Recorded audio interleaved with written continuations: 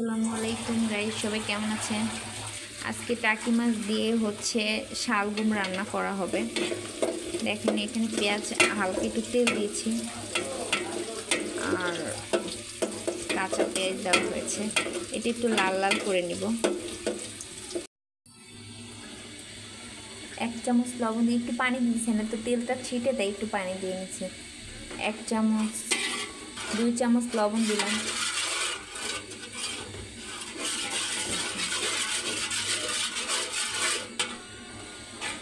2 চামচ মরিচ দিছি,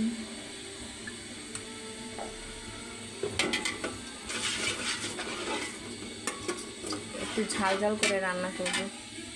হলুদ দিছি 2 চামচ।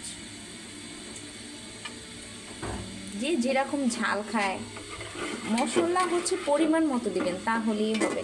জাস্ট নিয়মটা দেখে নিলে কে কে শালগম দিয়ে টাকি মাছ খেয়েছেন।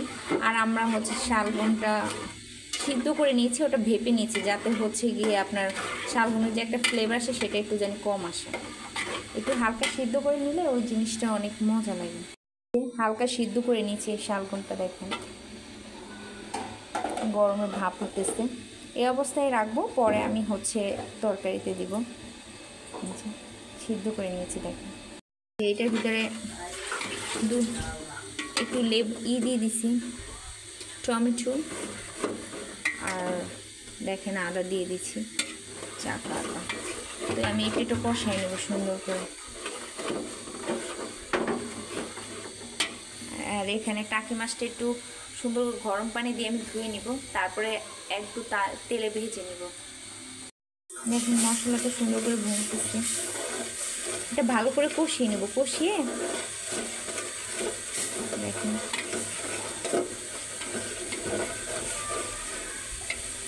তারপরে শালগম যেটা সিদ্ধ করে নিয়েছি, শালগমটা একটু সিদ্ধ করেই নেবেন, তাহলে কি একটা ফ্লেভার আসে।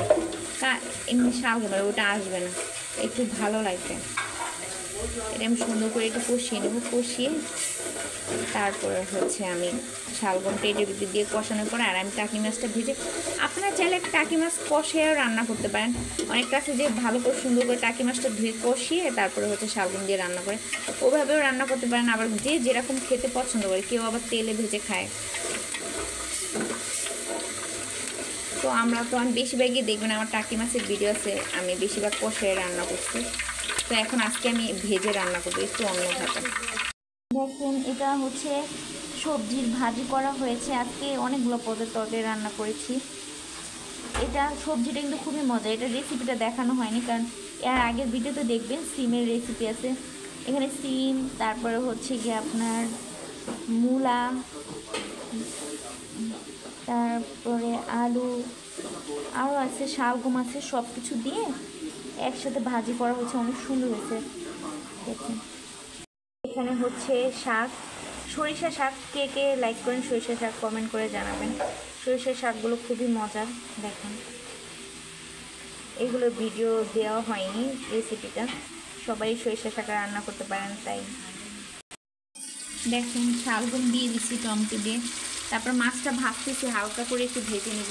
ভেজে তারপরে এই শালগমের ভিতরে দিয়ে রান্না করব।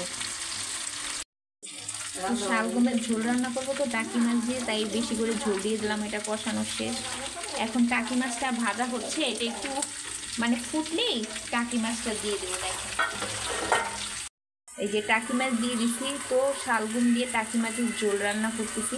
আর একটু পানি টানলে এটা হয়ে যাবে। দেখেন দেখেন তো সবাই কেমন হয়েছে কমেন্ট করে জানাবেন। হালকা একটু ধনিয়া পাতাও দিয়ে দিচ্ছি। তো সবাই ভালো থাকবেন।